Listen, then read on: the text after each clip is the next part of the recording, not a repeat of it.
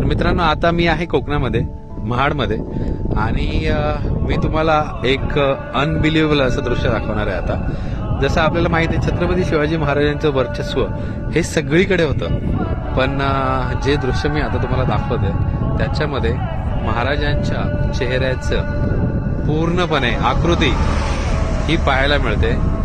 जी समोर पर्वतरांग आहे तिकडे बघा, महाराजांची जिरेटोप, त्याच्यानंतर डोळे, नाक, होठ आणि दाढी, हे सगळं बघा किती हुबेहूब पाहायला मिळते. तुमच्यापैकी किती जणांनी तिकडे येऊन हा अनुभव घेतलाय हे नक्की मला कॉमेंट सेक्शन मध्ये सांगा.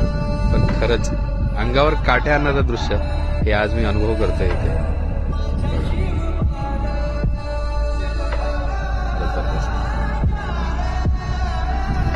आहे की नाही? म्हणजे महाराजांचं वर्चस्व हे निसर्गामध्येही आहे, हे आपण आज समोरून साक्षात बघत आहोत.